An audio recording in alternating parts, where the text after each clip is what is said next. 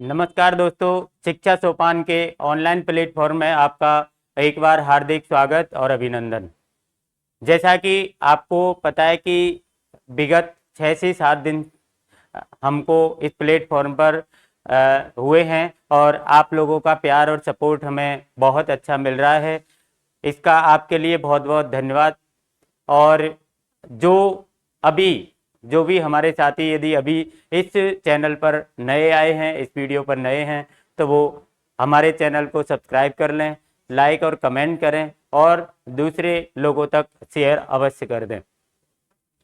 हम आपको इस चैनल के माध्यम से आपकी जो, चाहे आप स्कूल एजुकेशन में हैं, चाहे आप कंपटीशन की तैयारी कर रहे हैं, चाहे आप किसी भी एग्जाम से रिलेटेड कोई भी आप प्रिपरेशन कर रहे हैं, तो वहाँ पर आपका जो भी सिलेबस है उस सिलेबस के अकॉर्डिंग सब्जेक्ट वाइज जो है हमारे यहाँ से आपको वीडियो रिकॉर्ड करके आप तक पहुँचाई जाती है। आपको वीडियो कैसी लगती है आप उसको हमें अवश्य बताएं। और आप कौन सी चीज़ की तैयारी कर रहे हैं, कौन सी एग्जाम आप देने वाले हैं, कौन सी एग्जाम आपकी नज़दीक है, आपको किस सब्जेक्ट में कौन से टॉपिक की आपको डिमांड है, वो भी आप हमें कमेंट के द्वारा बता सकते हैं। प्रयास करेंगे कि आपकी उस डिमांड को भी हम आपको जल्दी से जल्दी पूरी करके आप तक पहुंचाने का प्रयास करेंगे। तो चलिए, हमारा सामान्य हिंदी का जो टॉपिक चल रहा है, जिसका पार्ट 1 आपको हमारे द्वारा प्रेषित किया जा चुका है, जिसमें हमने संधि का इंट्रोडक्शन आपको दिया था और स्वर संधि, विसर्ग संधि, व्यंजन संधि की डेफिनेशन आपको बताई थी। और स्वर संधि में जो 5 भेद हैं उसमें से फर्स्ट संधि, दीर्घ संधि के बारे में हमने आपको बताया था। हम आशा करते हैं कि आपको ये पार्ट बहुत पसंद आया होगा।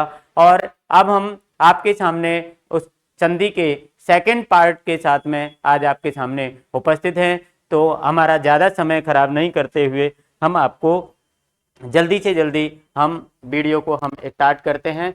और आज हम पढ़ेंगे, आपको पता है कि स्वर संधि हमारी जो है वो 5 प्रकार की होती हैं। ये हम पहले पढ़ चुके हैं, पहले वाली वीडियो में हम देख चुके हैं। तो यहाँ पर हम आज पढ़ेंगे स्वर संधि में जो आपके 5 प्रकार हैं उसमें से एक प्रकार, पहला प्रकार दीर्घ संधि का हम ऑलरेडी पढ़ चुके हैं। आज हम पढ़ेंगे दूसरी स्वर संधि। आज हम दूसरी स्वर संधि के बारे में यहां पर पढ़ेंगे, गुण संधि। आपकी दूसरी स्वर संधि है गुण संधि। यदि अपन बात करते हैं कि गुण संधि के अंदर आपको कौन कौन से स्वर, आपको पता है कि हम स्वर संधि पढ़ रहे हैं और जब स्वर संधि पढ़ रहे हैं तो हमको प्रत्येक संधि के अंदर आपको स्वर का विच्छेद करना है और स्वर को ही जोड़ना है। ये हम पहले ही स्वर संधि की जो डेफिनेशन है उसके अंदर जो है हम पढ़ चुके हैं। अभी हम देखेंगे कि इसके अंदर कौन कौन से स्वर आपको जो है वो मिलने वाले हैं, कौन कौन से स्वरों का हम विच्छेद इसके अंदर करते हैं और कौन कौन से स्वरों को हम इसमें जोड़ते हैं। तो यहाँ पर आपको हम देखते हैं कि इसमें 2 स्वर आपको दिए जाते हैं, ए और ओ। आपको 2 स्वर, यदि ए और ओ, यदि ये स्वर आपको किसी भी शब्द के अंदर दिखते हैं और उसका संधि विच्छेद वहीं से होता है, तो आपको ये कंफर्म कर लेना है कि ये हमारी गुण संधि हो सकती है। अब आप हो सकती है, होगी क्यों नहीं, क्योंकि आपको पता है कि संधि वेरीफाई जब होती है जब हम उसके टुकड़े कर देते हैं और विच्छेद करने के बाद में उसका अर्थ परिवर्तित नहीं होता है तो हमारी वो संधि वेरीफाई है। कहने का मतलब वो हमारी संधि राइट है, बिल्कुल सही है। लेकिन जहां तक हम बात करते हैं पहचान की, तो पहचान 99% तक हमारी हमको एक हिम्मत देती है, कॉन्फिडेंस देती है। आपने देखा किसी भी शब्द के अंदर यदि ए और ओ की मात्रा आपको दिखाई दी तो आप तुरंत ये है कि पहचान कर लेंगे कि आपकी इसमें कौन सी संधि है, गुण संधि हो सकती है। तुरंत हम गुण संधि तक पहुंचेंगे और उसके अकॉर्डिंग हम उस स्वर का क्या करेंगे, विच्छेद करेंगे। तो यहां पर हम देखते हैं कि हमारे पास में 2 स्वर हैं, तो ए स्वर हमारे पास में है और ओ स्वर हमारे पास में है। यदि ये आपको आ जाते हैं और इसका टुकड़ा यदि आपको करना पड़े ये, तो आप इसको किस प्रकार से करेंगे, किस प्रकार इसके टुकड़े करेंगे, ये हमको यहां पर जानना है। देखिए संधि में आप बिल्कुल ज्यादा चीजें मत पढ़िए, आपको केवल ये पढ़ना है कि परीक्षा में शब्द के अंदर आपको पहचान के लिए क्या आएगा ये आपको आना चाहिए। इसके बाद में जब हम उसका विच्छेद करेंगे तो क्या जाएगा और उसके बदले में क्या आएगा। यदि इतना आपको पता है आपका काम हो जाएगा, आपका कोई भी शब्द बिल्कुल ही संधि विच्छेद में गलत नहीं होगा, चाहे वो संधि से विच्छेद कराए, चाहे वो विच्छेद से संधि कराए, चाहे वो संधि की पहचान कराए, नाम पूछे आपसे। तो तीन तरीके से प्रश्न आपको पूछा जा सकता है। इसके अलावा प्रश्न वो आपसे क्या पूछ सकता है, आपसे संधि पूछेगा, आपसे विच्छेद करा सकता है, आपसे पहचान करा सकता है, संधि का नाम पूछ सकता है। तो चलिए हम देखते हैं कि यदि हमारे पास में गुण संधि का कोई भी एग्जाम्पल हमारी परीक्षा में आता है और हमको ए की मात्रा और ओ की मात्रा मिलती है तो हम इसके टुकड़े किस प्रकार से हम करते हैं।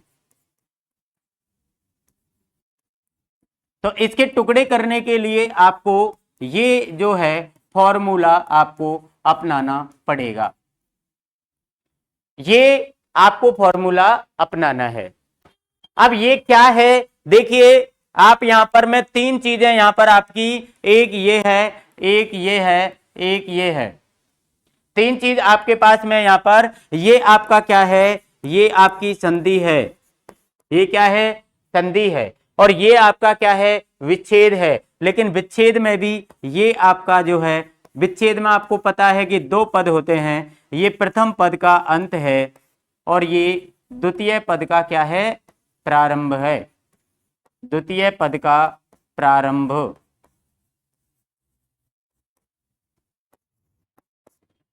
द्वितीय पद का ये क्या है प्रारंभ है, ये आपका प्रथम पद का अंत है, ये आपका द्वितीय पद का प्रारंभ है। जब आप इन दोनों को प्लस करते हैं तो आपको बराबर में ये आपको संधि हो जाती है। मतलब संधि से आपका जो बनने वाला जो स्वर बनेगा वो या ए बनेगा या ओ बनेगा। यदि ए बनेगा तो इसका मतलब है कि प्रथम पद के अंत में आपका ए आ रहा है, द्वितीय पद के प्रारंभ में आपको ई दी गई है, तो दोनों मिलकर आपके ए स्वर का निर्माण करेंगे।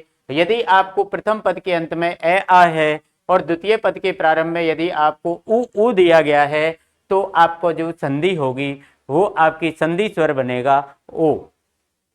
यदि बात आती है डेफिनेशन की, परिभाषा की बात आती है, तो परिभाषा में भी आपको यही लिखना है जो आपका इसमें दिया गया है।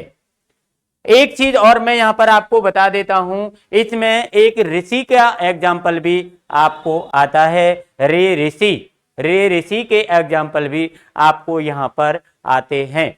तो वो किस प्रकार से आपके आते हैं और उसमें हमको क्या करना पड़ता है, तो यहां पर हम उसको भी थोड़ा सा देख लेते हैं कि यहां पर जहां पर ए आ रहा है वहां पर तो ए और आ ही आता है, लेकिन जब आप यहां जाएंगे तो यहां पर आपको क्या मिलेगा, ऋषि मिलेगा। क्या मिलेगा, रे ऋषि वाला मिलेगा। और रे ऋषि वाला जब मिलेगा तो ये जो दोनों हैं भाई, ये दोनों जुड़कर आपके बन जाते हैं और क्या बन जाते हैं, और ये भी हमारी गुण संधि के अंदर जो है वो आता है, ये हमारी गुण संधि के अंदर आता है। यदि आपके सामने ए आ यहाँ पर हो प्रथम पद के अंत में और यदि यहाँ पर आपको ऋषि आ रहा हो तो आप ध्यान दे लेना कि यहाँ पर आपका जोड़ने के बाद बनेगा अर।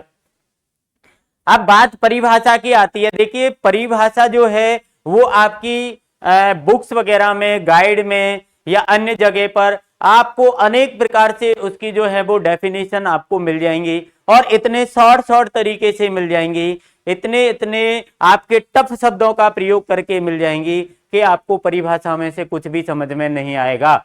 यदि आपने सबसे पहले गुण संधि, वृद्धि संधि या दीर्घ संधि या यण आदि किसी भी संधि की यदि आपने डेफिनेशन किसी पुस्तक से पढ़ ली सीधी, उसको बिना समझे आपको एक अक्षर भी समझ में नहीं आएगा। आप सोच लेंगे संधि टॉपिक बहुत टफ है, बहुत कठिन है, मुझे ये बिल्कुल नहीं पढ़ना। लेकिन यदि मैं आपको बता रहा हूं कि आप डेफिनेशन को गोली मारिए, डेफिनेशन आपके पास कुछ नहीं है, आपको 3 चीजें यहां पर याद करनी है, ए ओ और ये आपका अर। यदि ए ओ और अर यदि आपको दिखाई दे रहा है किसी शब्द में, आप तुरंत अपना ध्यान गुण संधि की तरफ आकर्षित कर दीजिए और गुण संधि के अकॉर्डिंग आप ए के टुकड़े इस प्रकार कर दीजिए, ओ के टुकड़े इस प्रकार कर दीजिए, अर के टुकड़े आप इस प्रकार कर दीजिए। यदि आपको आपका जो शब्द है वो बिल्कुल राइट बनकर आ रहा है, कोई भी अर्थ परिवर्तित नहीं है, तो आपकी संधि 101% राइट है, सही है, आप सही दिशा में गए हैं। लेकिन बात आती है कि हम दूसरे को कैसे मतलब एक्सप्लेन करेंगे, दूसरे को हम कैसे बताएंगे कि भाई ये गुण संधि क्या है। आपसे किसी ने पूछ लिया, मैं तो समझ गया कि भाई मेरा जो शब्द आएगा परीक्षा के अंदर, मैं उस शब्द को इसके अनुसार कर दूंगा। लेकिन मुझसे किसी ने पूछा कि गुण संधि क्या है, आप बताइए 2 लाइन में, तो आपको वो चीज बतानी पड़ेगी, आपको वो बताना पड़ेगा कि क्या होती है। तो भैया आपको कुछ नहीं करना है, किताबी लैंग्वेज को छोड़ दीजिए, आपको जो मैंने यहां पर बताया है उसको आप उसके सामने प्रेषित कर दीजिए। क्या बोलेंगे आप कि यदि प्रथम पद के अंत में ए आ आता है, प्रथम पद के अंत में क्या आता है, ए या आ आता है, और इसके बाद द्वितीय पद के प्रारंभ में यदि आपको ई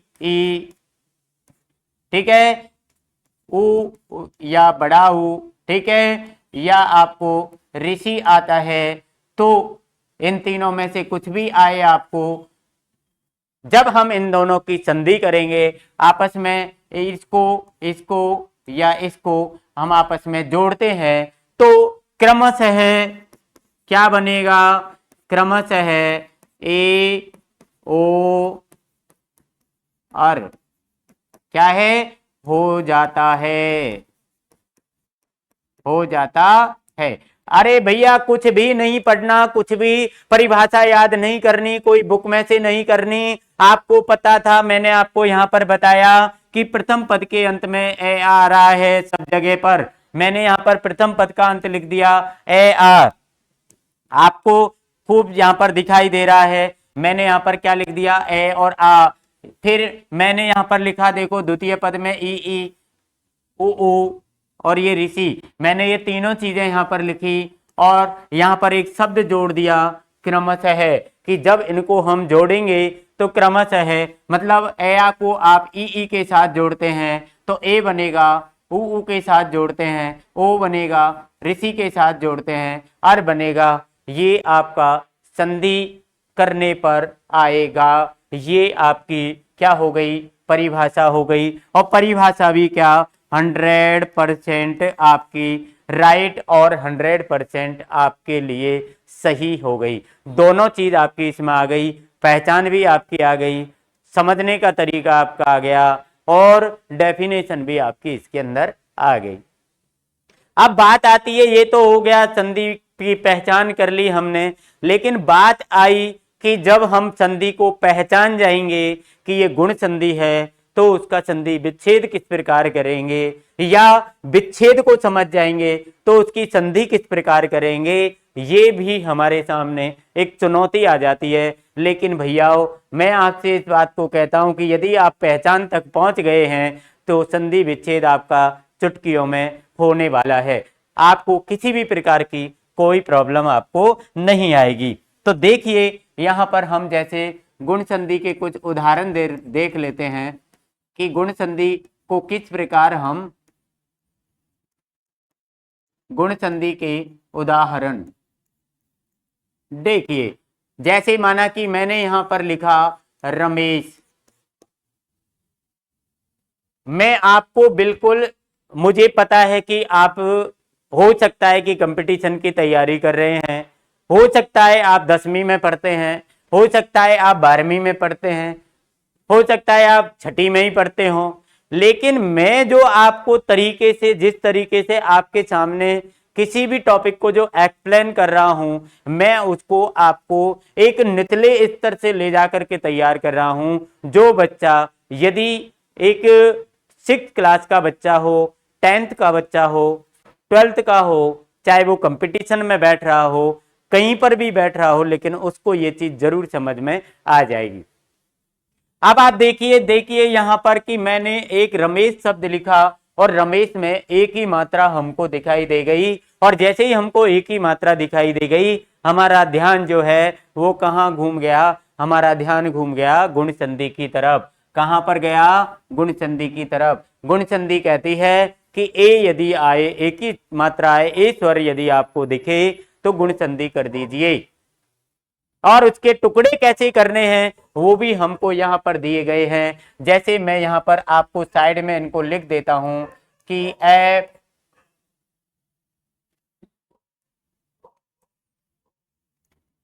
यहां पर मैं आपको साइड में लिख देता हूं ए ऑब्लिक आ प्लस ई ऑब्लिक बड़ी ई बराबर ए ऑब्लिक आ प्लस ऊ ऑब्लिक बड़ा ऊ बराबर ओ, ए ऑब्लिक आ प्लस ऋषि बराबर अर। ये तीन चीज आपके सामने होने वाली है और तीनों को ही हम यहाँ पर आपको बताएंगे कि ये किस प्रकार से आपको करने हैं। यहां पर आपको आ गया ए। देखिए ये ए वाला काम है, ए वाले काम को हम इधर से ट्रांसफर कर देते हैं। सबसे पहला काम, यदि आपको नॉर्मल तरीके से संधि विच्छेद करना है, नॉर्मल का मतलब बिल्कुल निचले स्तर से कि मेरे पास समय है, मेरा जो शब्द है उसका संधि विच्छेद या उसकी संधि का नाम मेरा गलत नहीं होना चाहिए, चाहे कुछ भी हो जाए, तो आपको सबसे पहले क्या करना है कि जिस स्वर में आपने पहचान की है कि ये संधि है तो उस स्वर को आप अलग उठा करके रख दीजिए। मैंने यहां से ए को उठाया और यहां पर रख दिया। मैं इसको अभी एक साइड रख देता हूं और एक साइड रख के और मैं यहां पर इसके टुकड़े कर देता हूं। मेरे पास में बच गया यहां पर रम प्लस और च। देखिए ये रे में, तो ये मैं अभी आधा है क्योंकि मैं में से मैंने स्वर को यहां पर अलग कर दिया है, तो ये मैं क्या है अभी आधा है। ठीक है, अब आपको यहां पर दिया गया कि यदि आप इस ए को हटाते हैं तो ए के स्थान पर प्रथम पद के अंत में ये लगाना है, द्वितीय पद के प्रारंभ में ये लगाना है। आप ये इधर लगा दीजिए, आपका संधि विच्छेद आपका कंप्लीट हो जाएगा। यहां पर ये प्रथम पद का अंत है, ये द्वितीय पद, ये प्रथम पद है, ये द्वितीय पद है। यहां पर आपको प्रथम पद का अंत यहां लगाना है, द्वितीय पद का प्रारंभ यहां लगाना है वहां से। अब आप देख लीजिए इधर यदि मैं यहां पर ए का प्रयोग करता हूं तो ये रम शब्द बनता है, लेकिन यदि मैं यहां पर आ का प्रयोग करता हूं तो ये रमा शब्द बनता है। ये मुझे डिसाइड करना पड़ेगा कि शब्द रम सही है या रमा सही है, जिससे कि मेरा रमेश का जो अर्थ है वो परिवर्तित नहीं हो जाए। तो यहां पर मैं आ की मात्रा लगाऊंगा और इसको कर दूंगा मैं रमा। इधर मैं छोटी ई और बड़ी ई में से एक लगाऊंगा, मैंने लगा दी बड़ी ई क्योंकि ये शब्द बनेगा ईस। यदि आप लगाओगे छोटी ई तो शब्द बनेगा इस। इसका कोई मतलब नहीं होता है, ईस का मतलब ईश्वर होता है, तो यहां पर ईस आपका राइट माना जाएगा। ये आपका संधि विच्छेद हो गया, रमा प्लस ईस रमेश। किसी भी प्रकार की कोई दिक्कत नहीं है आपको। जैसे माना कि अगला मेरे पास एग्जाम्पल है सुरेंद्र। मेरे पास अगला एग्जाम्पल क्या है? सुरेंद्र। और सुरेंद्र का मैं संधि विच्छेद करने के लिए तैयार हूं कि यहां पर मुझे एक ही मात्रा दिखी, ए को मैंने यहां पर इकट्ठा करके अलग रख दिया और जो बचा मैंने यहां पर लिखा सुर प्लस आधा ने औद्रे, ये मैंने लिख दिया। आपके सामने यहाँ पर जो लिखा है वो मैं यहाँ पर लिखूंगा। पहले पद के अंत में मुझे ए आ लगाना है, तो बताइए सुर सही है या सुरा सही है? तो यहाँ पर हमारा सुर सही है, हमने इसमें ए जोड़ दिया। इधर हम छोटी ई लगाएंगे या बड़ी ई लगाएंगे, इंद्र बनेगा शब्द। अब यदि आप बड़ी ई लगाते हैं तो शब्द बन जाएगा इंद्र। इंद्र शब्द आपका गलत हो जाएगा। इंद्र आपका शब्द सही हो जाएगा। ये शब्द बनेगा सुर प्लस इंद्र, ये हो जाएगा आपका सुरेंद्र। आप महेश महा प्लस ईश हो जाएगा, सुरेश सुर प्लस ईश हो जाएगा, महेंद्र महा प्लस इंद्र हो जाएगा। मतलब इतनी जल्दी आपके दिमाग में से जो संधि विच्छेद है वो निकलते जाएंगे जब आप प्रैक्टिस करेंगे तो। और यदि आप सोचें भैया कि डायरेक्ट ही मैं मतलब बहुत स्पीडली काम करना सीख जाऊं, तो नहीं भैया, गाड़ी भी चलाओगे तो पहले गाड़ी पहले गियर में ही चलेगी और वो 10 और 20 की स्पीड से चलेगी। इसके बाद आप दूसरा गियर लगाओगे, तीसरा लगाओगे, टॉप तक बाद में पहुंचोगे। ऐसे थोड़ी है पहला ही टॉप गियर लगा के और हवा में गाड़ी उड़ा दे, नहीं उड़ेगी भैया। ये बात बिल्कुल आप समझ ले।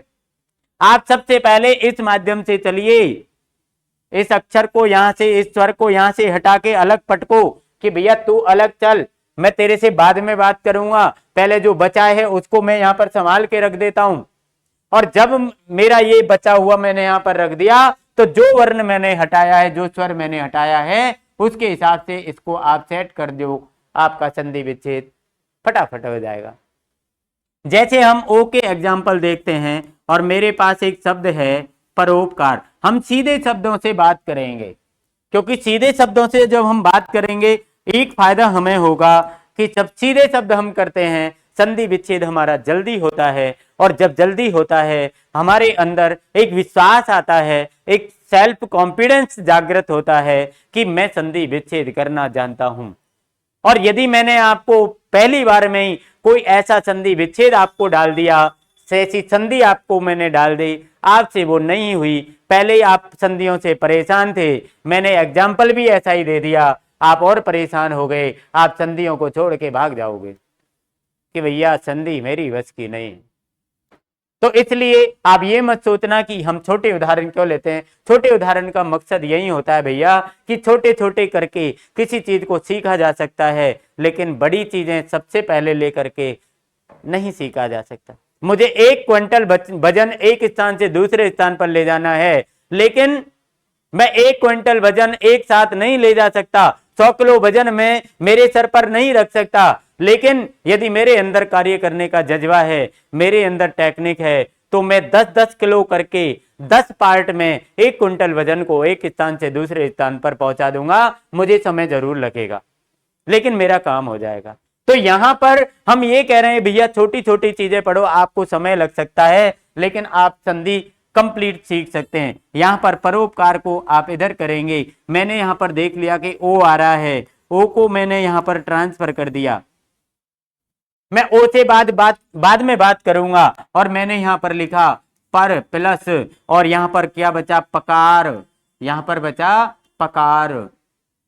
अब मेरे पास में ओ है और ओ के बदले में मुझे ये मिलेगा, ओ जाएगा और ये आएगा। तो इधर मैं देखता हूं कि यहां पर मुझे पर और परा में से एक शब्द बनाना है, तो मैं लगाऊंगा यहां पर ए और ये शब्द बनेगा पर। इधर मुझे ऊ लगाना है, छोटा लगाऊं बड़ा लगाऊं, भैया कतई असमंजस मत करो, छोटो लगा कर देख लो, बड़ो लगा कर देख लो, जो तुमको बढ़िया अच्छे ढंग से बोल रहे हो भाई ये यहाँ पर फिट कर दो। लेकिन सबसे बड़ी बात यह कि पढ़ियो वाय शुद्ध।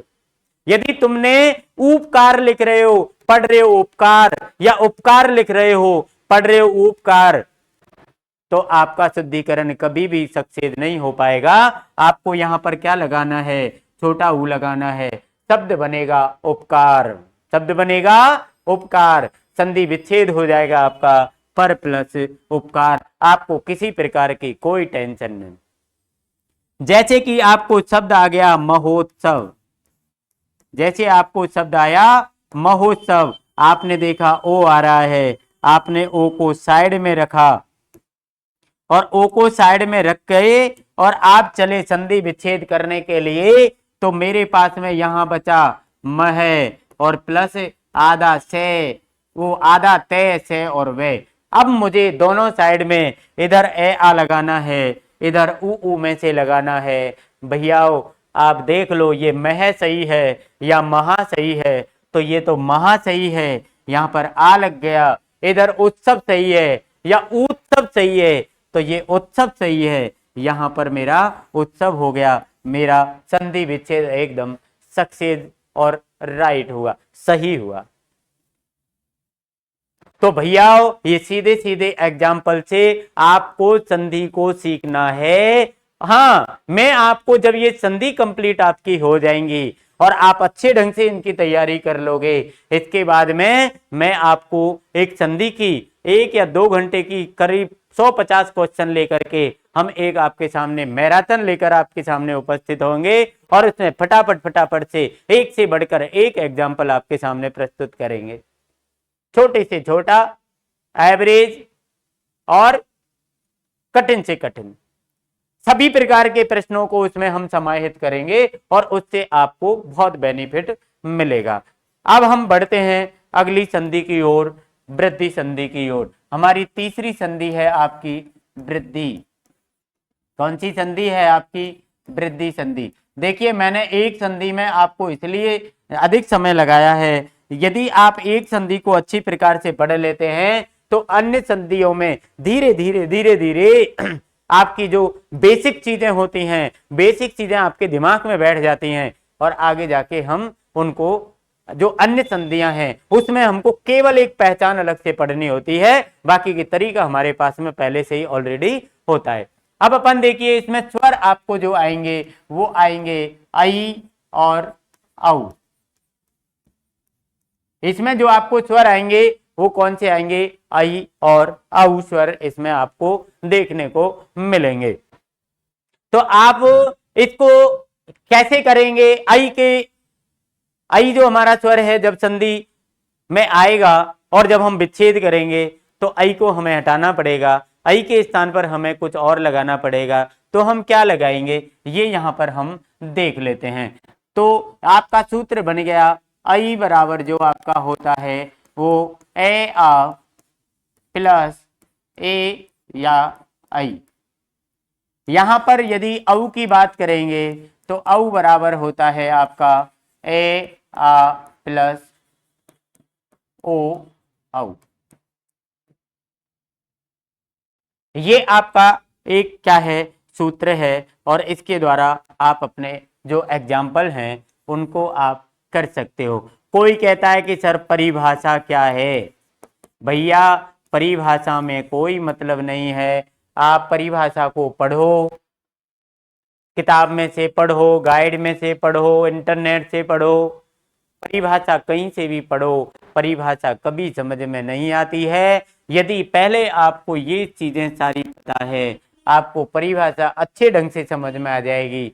और यदि सीधी आपने परिभाषा पढ़ ली तो भैया मैं ये मानता हूं कि आपको वो समझ में इतनी नहीं आएगी जितनी आपको जरूरत है। अब आपको यदि परिभाषा चाहिए ही है कि नहीं सर परिभाषा के बिना क्या है, और बात तो सही है, हम भी कह रहे हैं परिभाषा के बिना क्या है, लेकिन भैया मेरे परिभाषा मत रट, आप इसको तो याद कर ही सकते हो, इसको तो समझ ही सकते हो। तो जो आपने इसमें लिखा है ये, इसको आप एक क्रमबद्ध व्यवस्थित रूप से वाक्यों में व्यवस्थित कर दो, वाक्यों में जमा दो, वो आपकी परिभाषा हो गई। इसमें तुमको अलग से क्या करना है भैया? आपसे परीक्षा में परिभाषा थोड़ी पूछने वाला है, आपसे तो वो पूछेगा कि इसमें कौन सी संधि है, इसका संधि विच्छेद करो, इसकी संधि करो, निम्नलिखित में से इस संधि का उदाहरण है, निम्नलिखित में से इस संधि का उदाहरण नहीं है, निम्नलिखित में से कौन सा संधि विच्छेद सही है, कौन सी संधि सही है। ये सारी चीजें हमको आने वाली हैं और ये सारी चीजें पढ़ने के लिए दिमाग के अंदर कंसेप्ट उसका क्लियर होना चाहिए, न कि उसकी डेफिनेशन।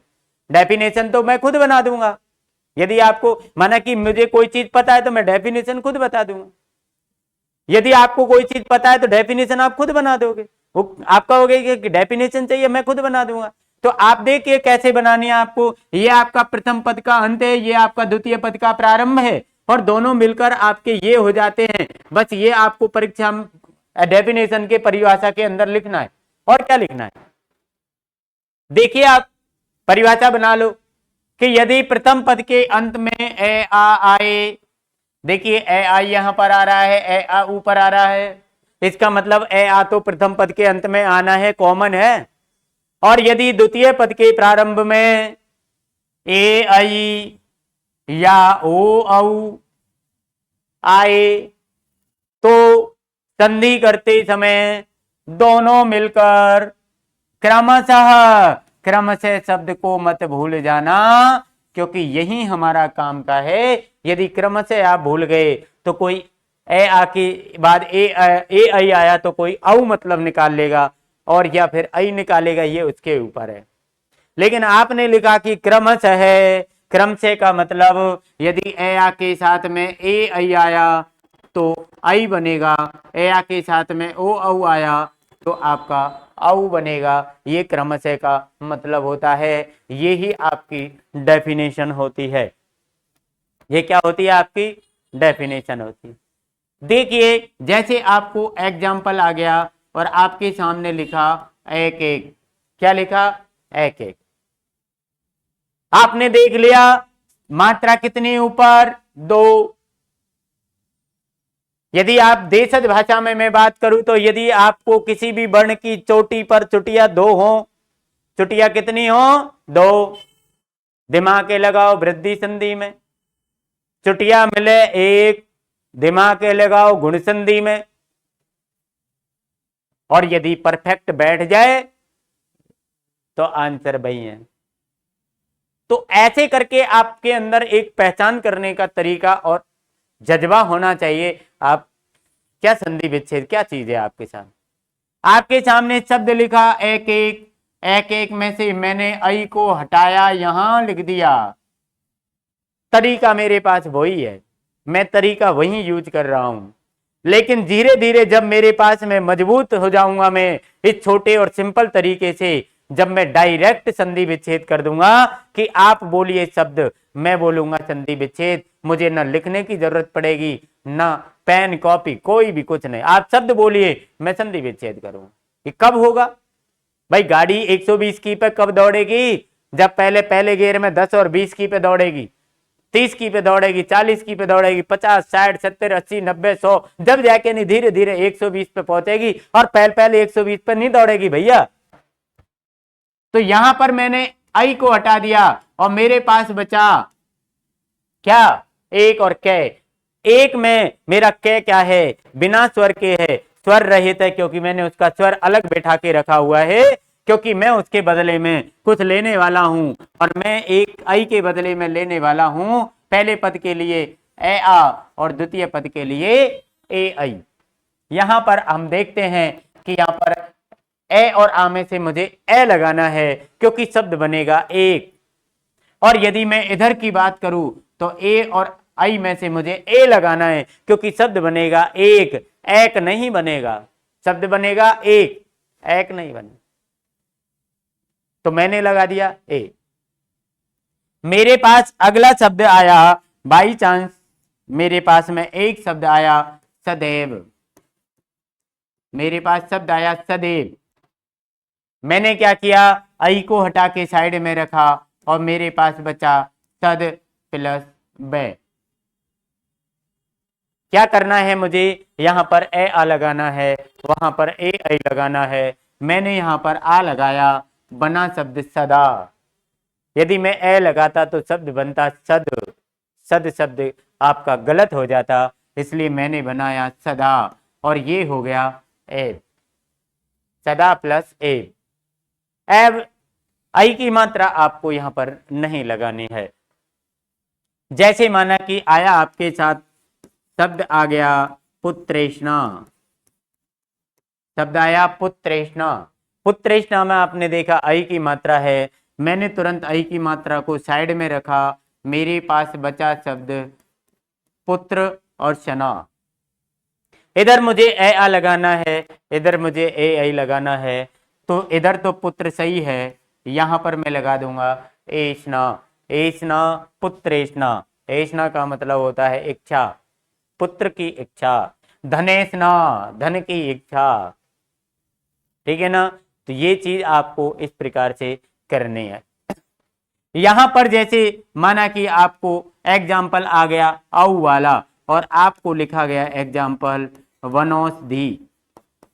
आपके सामने एग्जाम्पल लिखा वनौषधि। आपके सामने क्या है, इसमें औ, औ को मैंने यहाँ पर लिखा और यहाँ पर मैंने उसको रख दिया। ठीक है, यहाँ पर मैंने रख दिया।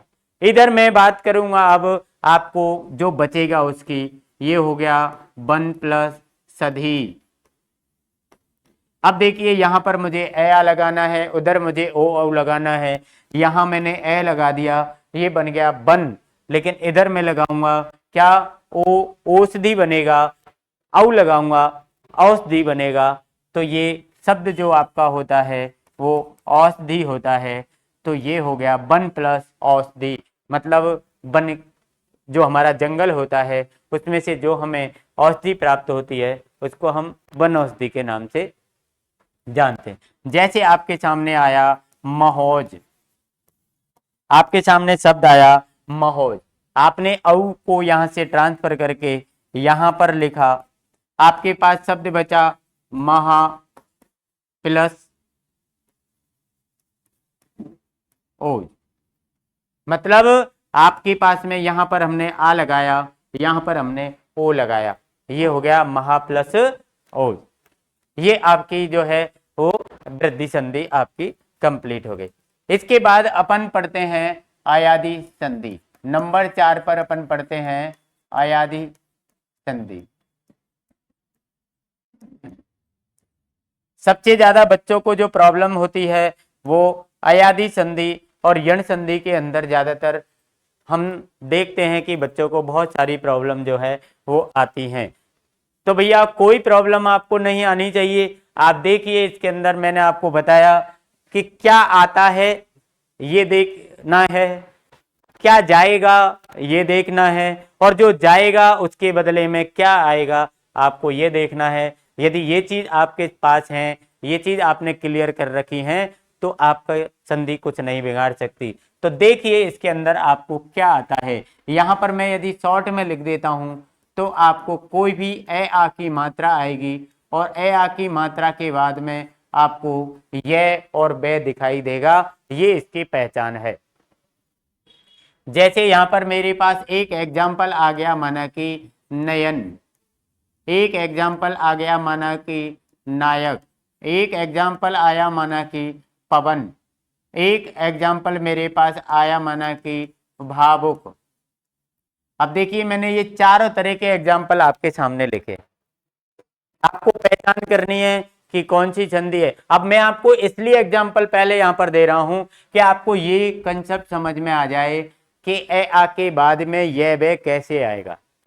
आप देखिए यहां पर ए की मात्रा ये आ गया तो इसमें आया आपका अये, यहां पर आ की मात्रा ये आ गया, यहां पर आया आपका आए, ये ए की मात्रा ये बे की मात्रा, यहां पर ए के बाद आया बे, ये आ की मात्रा और ये बे, यहां पर आपको आया आ के बाद वे। तो ये स्थिति ऐसी आपके सामने दिखाई देगी। अब मेरे सामने ये चार तरह की स्थितियां बन के आ सकती हैं, तो चारों स्थितियों में मुझे क्या करना है, ये मेरा संधि में समझने का काम है। ये चीजें आएंगी तो मुझे क्या करना है, तो आप देखिए क्या करना है। यदि ये चीजें आती हैं तो आपको क्या करना है। तो पहली स्थिति आपके सामने हो गई आए, दूसरी स्थिति आपके सामने हो गई आए, तीसरी स्थिति आपके सामने हो गई अब, चौथी स्थिति आपके सामने हो गई अब। ये स्थितियां आपके सामने बनकर आएंगी। अब मुझे क्या करना है, प्रश्न ये है कि मुझे क्या करना है। ये आई, ये तो आई शब्द में, अब मुझे क्या करना है, मैं क्या चीज तो इसमें से निकालूंगा बाहर और क्या चीज मैं इसमें उनके बदले में लाऊंगा, ये चीज अपन को समझनी है। तो देखिए कि यदि मेरे पास में यहां पर आया आए, क्या आया आए, तो सबसे पहले जो मेरा काम होगा, सबसे पहले मेरा काम क्या होगा कि मैं यहां से आए को हटा दूंगा। आए को क्या करना है, हटाना। ठीक है, यदि मेरे पास आया आए आया तो मैं यहां पर आए को हटाना, इसको मैं हटा दूंगा। पहले मैं हटाने का काम कर रहा हूं। यहां पर आपको आ गया अब तो मैं सबसे पहले अब को हटाऊंगा, अब को हटाना। यहां पर आया आब, तो मैं सबसे पहले क्या करूंगा, आब को हटाना। अब देखिए मेरा काम हटाने वाला तो हो गया, लेकिन भैया कोई चीज यदि मेरे पास से गई है, मैंने किसी को दी है, मैंने हटाई है, तो उसके बदले में मुझे कुछ प्राप्त भी होना चाहिए, मुझे कुछ वापस भी मिलना चाहिए। तो क्या मिलना चाहिए ये और आपको आना चाहिए, इसके अलावा कुछ भी बताओ आपको। अब देखिए क्या मिलना चाहिए, जैसे आपने अय को हटाया, आपने किसको हटाया, अय को, तो आप देखिए कि यहां पर आधा ये हटेगा, आधा ये हटेगा, आधा बे हटेगा, आधा बे हटेगा। इसका मतलब इसके अंदर जो स्वर होगा वो नहीं जाएगा, तो वो स्वर कहां जाएगा, स्वर तो बच जाएगा। लेकिन आप देखिए मैंने यहां से ए भी हटाया, आ भी हटाया, ए भी हटाया, आ भी हटाया, तो ये किस में से हटाया, मैंने इन वर्णों में से हटाया, व्यंजनों में से हटाया। तो ये व्यंजन स्वर रहित हुए या नहीं हुए, इनका स्वर खत्म हो गया या नहीं हुआ, हो गया। तो मुझे इन स्वर के स्थान पर मुझे क्या लगाना है, ये मुझे और आना चाहिए। आपका संधि विच्छेद आपका कंप्लीट हो गया। तो आप देख लीजिए क्या ये से पहले वाले वर्ण में, ये से पहले वाले वर्ण में काय की मात्रा ए लगाएंगे, आप क्या लगाएंगे, ए। वो यहां पर कंडीशन आएगी, ये से पहले वाले वर्ण में क्या लगाएंगे, आई। यहां पर बे हटेगा, तो वैसे पहले वाले वर्ण में काय की मात्रा लगी ओ, काय की लगी ओ। फिर भी यहां भी वही कंडीशन है, यहां पर मात्रा काय की लगी औ। कहने का मतलब आपके पास चार मात्रा हैं, ए, आई, ओ, औ। भैया ये चार मात्रा ने याद कर लो, और कौन कौन सी जगह पे ये फिट करनी है, कौन कौन सी जगह पे फिट होंगी वह समझ लो, आपका संधि का काम कंप्लीट हो जाएगा यण संधि के अंदर। अब देख लीजिए यहाँ पर मैंने इधर आपको विस्तृत रूप में बताया, यहाँ पर आप शॉर्ट रूप में देख लो। यदि आपको एक ही मात्रा लगाई है तो ये गारंटी से आपने अय के स्थान पर लगाई है। यदि आपने ऐ की मात्रा लगाई है तो आपने आय के स्थान पर लगाई है, ओ की मात्रा लगाई है आपने अब के स्थान पर लगाई है, और आब की वो अब की मात्रा लगाई है तो आपने आब के स्थान पर लगाई है। यदि आप अब देखिए संधि से विच्छेद करना हो, विच्छेद से संधि करनी हो, आपको दोनों तरीके से याद होना चाहिए। यदि आप क्या कर रहे हैं, ये ए, आई, ओ, औ मात्रा कब लगेंगी, विच्छेद के बाद। लेकिन जब आप संधि करेंगे तो क्या लगाना है, आए, आए, अब, आप। विच्छेद करना है आपको ये लगाना है। अब हमारे सामने ये क्या थे, शब्द थे। अब हम इनका संधि विच्छेद करके देखेंगे भैया हमारे नियम के अनुसार। जैसे मेरे पास एक शब्द है पवन, मैंने देख लिया कि यहाँ पर ए है और यहाँ पर बे है, मेरा दिमाग तुरंत गया कहां पर, अयादि संधि पर, और मैंने तुरंत सोच लिया कि 99% मेरी कौन सी संधि है, ये अयादि संधि है। अब आप हम जाएंगे किस पर, कि जो चीज हमारा नियम कहता है कि एक तो ये बे को हटाओ, आधे को स्वर उसका बचेगा, और एक इससे पहले जो आपका वर्ण है, बे से पहले क्या है, पे, तो पे में क्या है, ए को भी आपको हटाना है। तो देखिए मैंने पे में से ए हटा दिया, अब ये आधा बच रहा है मेरे पास, यहां पर मैंने आधा बे हटा दिया, मेरे पास बच गया ए और ने। ये तो आपका जो पार्ट है ये वाला तो कंप्लीट है, ये वाला पार्ट आपका क्या हो गया, कंप्लीट हो गया। लेकिन ये वाला पार्ट जो है इसमें आपको मात्रा लगानी है। किसकी मात्रा लगानी है, यहां पर मैं शॉर्ट रूप में आपको लिख देता हूं कि यदि आप आय हटाते हैं ए की मात्रा, आप आय हटाने आई की मात्रा आप अब हटाते हैं तो आपको ओ की मात्रा, यदि आप आब हटाते हैं तो आपको औ की मात्रा लगानी है। ये मुझे आना चाहिए, बस ये मुझे आना चाहिए। अब मैंने आप बताइए हटाया क्या है, अब तो अब हटाया तो मात्रा किसकी लगाऊंगा मैं, ओ की मात्रा यहां लगेगी भैया। संधि विच्छेद आपका कंप्लीट। इसमें क्या दिक्कत है आपको, कोई दिक्कत नहीं। अब यदि आपको दूसरा शब्द आपको आ गया भावुक, आपको यह भी ध्यान रखना है कि यदि यह और वह में कोई मात्रा है तो उसकी टेंशन आपको नहीं लेनी है, क्योंकि मात्रा जो स्वर है, स्वर की जो मात्रा है वो स्वर व्यंजन के बाद आता है। मतलब मेरे पास यहाँ पर ब में ऊ की मात्रा लगी हुई है, तो ये ब पहले है और ऊ बाद में है भैया, ऐसे है ये, ऐसे है कि नहीं। तो ब तो मेरे पास पहले है, इसका मतलब इस आ के बाद तो पहले ब आया है, आया या नहीं।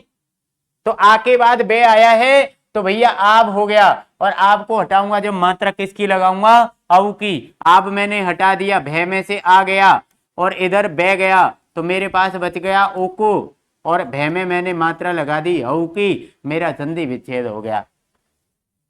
भैया करना क्या है, ये चीज पढ़ लो, ये कुछ मत पढ़ो, फालतू की जो चीजें आप पढ़ रहे हैं, इसकी परिभाषा पढ़ो, इसकी ये पढ़ो, इसकी वो पढ़ो। भैया परिभाषा आपको कभी समझ में नहीं आ सकती, और यदि आप ऐसे समझते हैं तो परिभाषा आपको मिनटों में समझ में आ जाएगी, परिभाषा भी समझ में आ जाएगी, कोई इश्यू नहीं है।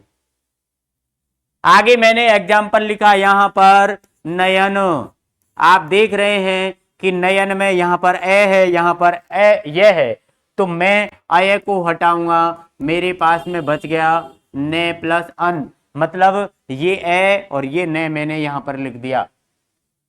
अब जब मैं अय हटाता हूं तो मात्रा किसकी लगाता हूं, ए की, यहां पर मैं मात्रा लगा दूंगा, संधि विच्छेद आपका हो गया। मेरे पास में शब्द आया शयन, शब्द आया शयन, यहां पर मैंने लिखा से, आय मैंने हटा दिया, बच गया मेरे पास अन, जब मैंने आय हटाया तो मात्रा लगाऊंगा एक ही, ये मैंने एक ही मात्रा लगा दी। क्या करना है भैया, कितना आप फालतू की चीजें पढ़ रहे हो, इतनी चीज पढ़ो, काम खत्म। इसको हटाना है हटा दो, इसको लगाना है लगा दो, संधि विच्छेद खत्म, क्या दिक्कत है। इधर आप आइए दोबारा, और मैंने जैसे एग्जाम्पल लिखा गायक, मैंने एग्जाम्पल लिखा गायक, यहां पर आया आए, मोकू कोई मतलब नहीं है, आ जा मेकू तो हटानो है, यहां पर बच गया अक, जब मैंने आए हटाया तो मात्रा लगेगी आई की, और मैंने यहां में गे में मात्रा लगा दी आई की, ये हो गया गई प्लस अक। भैया क्या है, कुछ नहीं। अब यदि ये गायक की जगह ई हो तो गायिका, अब बहुत से यूं कहेंगे साहब ये थे पहले तो ई आ रही है हमें, तो भैया ई तो पीछे आई है, पहले तो व्यंजन आवे भागे बाद में आवे स्वर, तो ये बात तो आप मानते हैं। अब मैं हटाऊंगा का आए, तो ये बच गई भैया, ये आपके सामने बच गई गे प्लस, अब या ई लिख दो इधर, ये हो गया एका, मैंने हटाया आए तो लगेगी मात्रा आई की, ये हो जाएगा गई, ये हो गया गई प्लस इका। जैसे आपके पास में शब्द आया पवित्र, शब्द आया पवित्र, आपने देखा ए है ये ब है, आपको ये वाला नियम तुरंत याद आ जाएगा, और पे प्लस इधर हो गया इत्र, ये ई बच गई, त्रय ये है ये। अब हटाते हैं तो मात्रा लगती है ओ की, मैंने इसमें ओ की मात्रा लगा दी भैया, पो प्लस चित्र संधि विच्छेद हो गया। आप मुझे बताइए भैया कहां पर आपको कौन सी कठिनाई यहां पर आ गई, कौन सी आपको बड़ी चीज आ गई जो आपको परेशान कर रही है, आपको क्या है ऐसा। तो किसी प्रकार की कोई भी प्रॉब्लम आपको नहीं है। अब आगे हमारी एक संधि और है, पांचवी जो यण संधि जिसको अपन बोलते हैं, तो यण संधि भी अपन पढ़ेंगे और इसको भी हम क्लियर यहाँ पर करके और वीडियो को ऑफ करेंगे। तो यण संधि के अंदर आपको क्या आएगा, यण संधि के जैसे अयादि संधि के अंदर आपको 4 कंडीशन आती हैं, लेकिन यहां पर आपको कंडीशन बनेंगी 2, और 2 कंडीशन क्या बनेंगी, आपको यहां पर आ जाएगा हल वर्ण, और हल वर्ण के बाद आपका आएगा ये या बे। कहने का मतलब आप समझ गए होंगे कि यह वे आपको यहां भी आएंगे। अयादी संधि में यह वे से पहले क्या आया था, ए या आ, लेकिन यहां पर आपको यह वे से पहले क्या आएगा, हल वर्ण। हल वर्ण मतलब आधा अक्षर।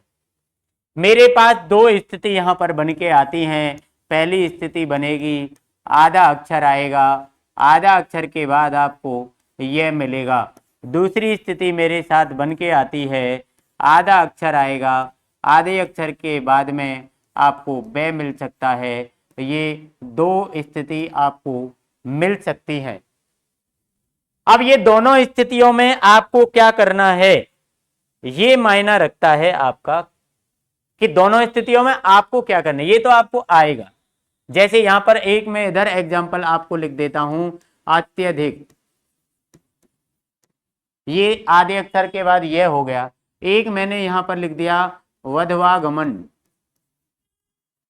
यहां पर आपने देख लिया आधे अक्षर के बाद बे आ गया। ये दो एग्जाम्पल मेरे पास में है। माना कि आपने यहां पर पहचान करनी है, आधा अक्षर के बाद ये, आधा अक्षर के बाद बे, आप तुरंत आपका दिमाग यण संधि की तरफ चला जाना चाहिए। यण संधि की तरफ चला गया, आपने ये चीज मिला ली कि हल वर्ण के बाद यह है या बे है, तो मुझे क्या करना है, अब ये यहां पर लिखना है कि मुझे क्या करना है। ये ही है, और कुछ है ही नहीं। आपको क्या करना है, तो सबसे पहला काम यहां पर, यदि ये आया है और बे आया है, को हटाओ। क्या करना है आपको, हटाना है। क्या करना है, अब भैया कोई चीज हटेगी तो कोई चीज आएगी भी। फोकट में हम कोई चीज किसी को देंगे नहीं, और देंगे तो उसके बदले में हम भी तो कुछ लेंगे। तो हमने ये और बे हमारे शब्द में से हटा के दिया है किसी को, तो हमको तो मिलेगा चू, हम क्या लेंगे। तो हमको क्या मिलेगा, ये हमको यहां पर हम बता रहे हैं कि क्या मिलेगा, हल वर्ण में। किसमें, हल वर्ण में क्या लगाना है, ई या बड़ी ई। ऐसी या में हल वर्ण में क्या लगाना है, ऊ या बड़ा ऊ।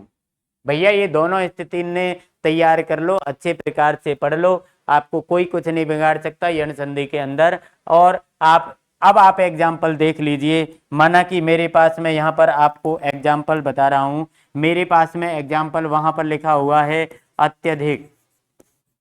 क्या लिखा है, थोड़ा सा समझने का प्रयास करोगे, यण संधि थोड़ी सी टफ है, थोड़ा सा समझने का प्रयास करोगे आपको आसानी से हो जाएगी। मेरे पास में मुझे यहां पर गौर देना है और कुछ नहीं करना है। कहां देना है गौर, यहां पर। अब मैं यहां पर देखिए लिख रहा हूं अत्य, मतलब तय आधा है, मेरे को इससे कुछ नहीं मतलब है। मेरे को सबसे पहला काम बताया इसने कि यह को हटा भैया, तो मैंने यह हटा दिया। आधो हटानो जो भी हलंत लग रहा है। तो भैया मुझे ये बताओ कि ए बचो कि नहीं बचो। यदि मैंने हमें तो ये आधो हटायो तो ये ए बचो, ए बचो, और धिक यहां पे लिख रहा हूं, मैंने लिख दिया अधिक यहां पे। जो मुझसे नियम कह रहा हूं मैं भाई काम है करूंगा, और भाई काम है करूंगा तो मेरा काम सही है जाएगा। देखो तुम, अब दूसरी बात यह निकाली कि हल वर्ण में छोटी की या बड़ी की मात्रा लगा दो भैया। तो मैंने हल वर्ण जो एरियो मैंने हमें छोटी की मात्रा लगा दी भैया, और ये संधि विच्छेद है गो, ए लो या में है क्या। अब मैंने छोटी ई की क्यों लगाई, बड़ी ई की क्यों नहीं लगाई भैया, ये आपको ध्यान रखना है कि यदि यहां पर इस स्थिति में यहां पर यदि आपको कोई पुल्लिंग शब्द बन रहा है तो छोटी ई लगानी है, यदि स्त्रीलिंग शब्द बन रहा है तो आपको बड़ी ई लगानी है। ऐसे ही ऊ का करना है, ऐसे ही काय को करना है, ये आप दिमाग में बिठा लो। यहां पे शब्द बन रहा है स्त्रीलिंग तो बड़ी लगेगी, बाकी के इनमें छोटी लगेगी, कोई लेना देना नहीं है।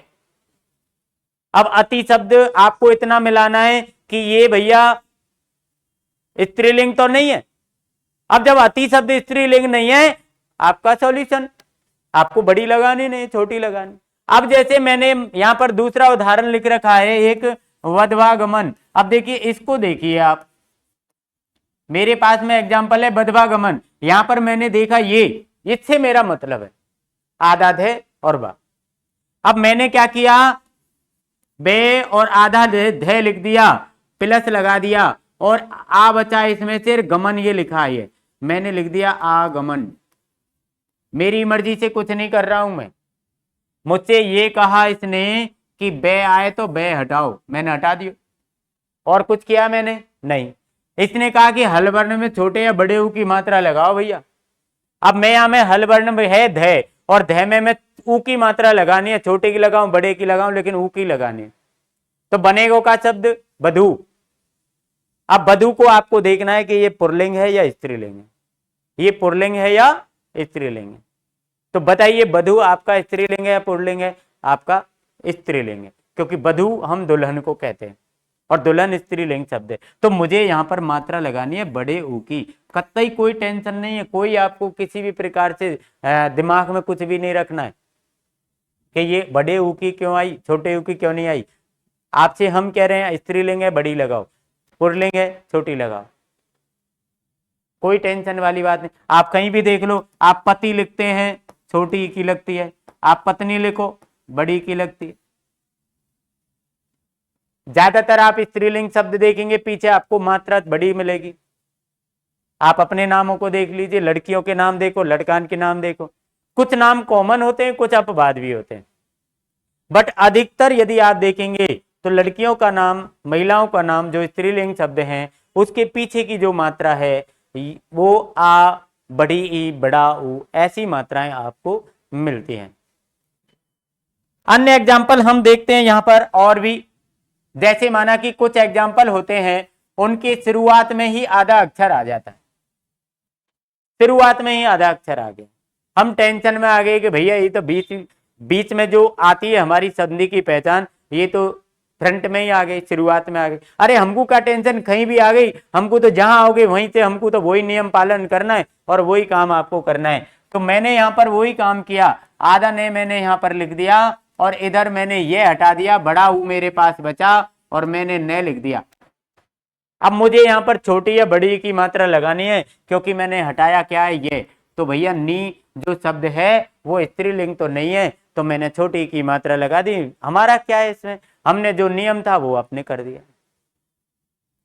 मेरे पास माना कि एक शब्द आया व्यायाम,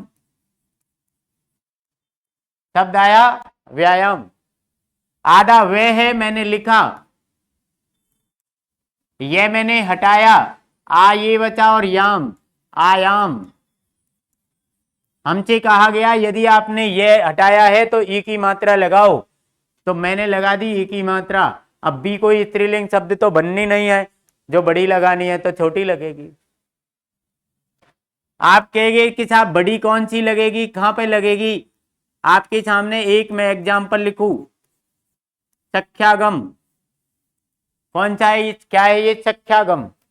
यहां पर आधा खे और या, मैंने यहां पर लिखा से और आधा खे लिख दिया, इधर मैंने आ और गम, आगम मैंने लिख दिया। यहां पर था ये मैंने हटाया है, मात्रा या तो छोटी लगेगी बड़ी लगेगी ई की। आप देख लो से और खे में मैं छोटी की मात्रा और बड़ी की मात्रा लगाऊंगा, बनेगा सखी। और सखी आपकी स्त्रीलिंग है या पुरलिंग है? सखी आपकी शब्द है स्त्रीलिंग, ये बन गई भैया सखी, और संधि विच्छेद हो गया, सखी प्लस आगम। इसी संधि के अंदर आपको कुछ एग्जाम्पल ऐसे आते हैं जिसमें ये और वे तो दिखाई देते हैं, लेकिन आपको जो हल वर्ण है वो दिखाई नहीं देता है, वो आपको हिडन होता है, अदृश्य होता है, लेकिन होता है। जैसे जैसे मेरे पास एक शब्द है पर्यावरण, मेरे पास शब्द है पर्यावरण। आपसे पूछा गया कौन सी संधि है, तो देखो मुझे यह तो दिखाई दिया, लेकिन इससे पहले आधा अक्षर नहीं है, इससे पहले तो पे है, लेकिन भैया छिपा हुआ है, आप देखिए आधा रे है पीछे, पर या वरण। तो बताइए रे जो बोल रहा है आधा, वो ये से पहले बोल रहा है या बाद में बोल रहा है?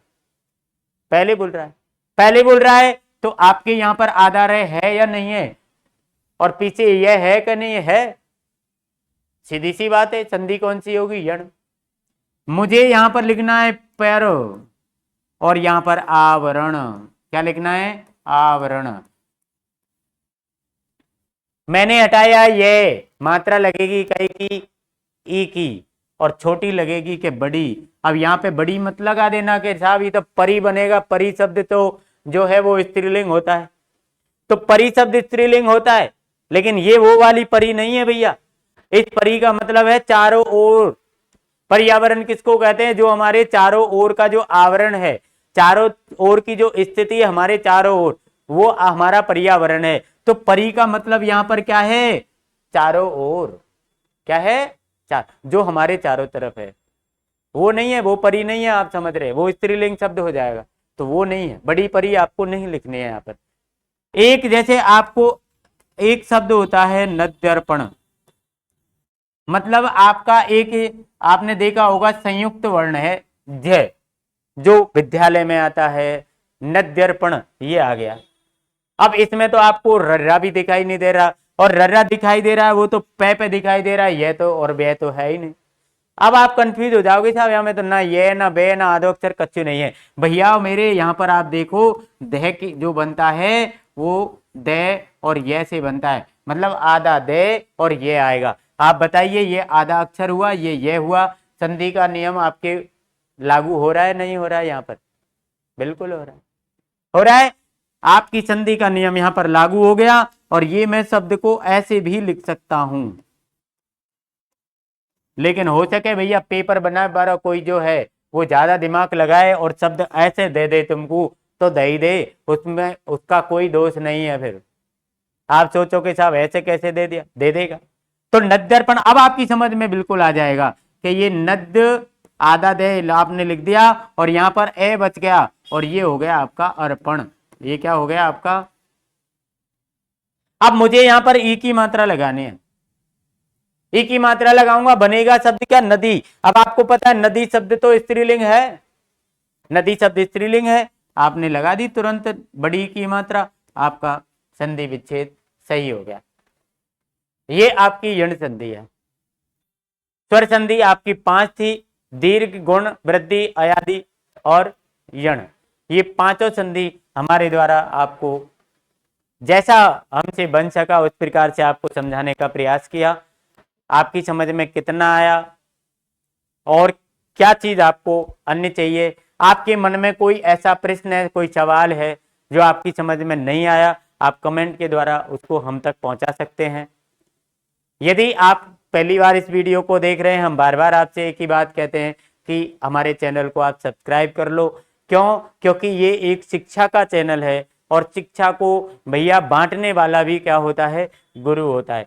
मैं आपको पढ़ा रहा हूं, मैं तो गुरु हूं, लेकिन आप भी उस शिक्षा को दूसरे तक पहुंचा रहे हैं, तो आप भी कहीं ना कहीं उस शिक्षा को दूसरे तक पहुंचाने में आपका भी सहयोग है। क्या पता उसको वो चीज नहीं मिलती, लेकिन आपने उसको दे दी, आपने उसको पहुंचा दी, तो आप सबको शेयर भी कर दो, लाइक और कमेंट कर लो, जिससे कि हमारा एक सपोर्ट बना रहे, हमको एक हिम्मत आए, हौसला बना रहे, और आप लोगों के सामने अच्छी से अच्छी नई नई चीजें अच्छे प्रकार से आप तक हम उसको पहुंचाने का प्रयास करें। तो ये हमारी स्वर संधि यहाँ पर बिल्कुल ड्रॉप हो चुकी है। आज का वीडियो हम यहीं पर ऑफ करेंगे, और एक बात आपको सुननी है कि इसके बाद हम 2 वीडियो संधि की और बनाएंगे, जिसमें एक में व्यंजन संधि होगी, एक में विसर्ग संधि होगी। मतलब 4 पार्ट में आपकी संधि कंप्लीट हो जाएंगी। ये दूसरा पार्ट है इसका। तीसरे पार्ट में आप व्यंजन संधि पढ़ेंगे, चौथे पार्ट में आप विसर्ग संधि पढ़ेंगे, और इसके बाद हम एक संधि के लिए और एक वाक्य विचार का हमारा जो टॉपिक हुआ है उसके लिए, दोनों के लिए हम आपको एक मैराथन लाएंगे, और उस मैराथन में आपको उसके क्वेश्चन हल कराएंगे, आपकी प्रैक्टिस कराएंगे, फास्ट चलेंगे। तो आज की वीडियो को हम यहीं पर अंत करते हैं। आपके लिए, आपके सपोर्ट के लिए आपका बहुत बहुत धन्यवाद। Thank you and best of luck for your bright future. Thank you.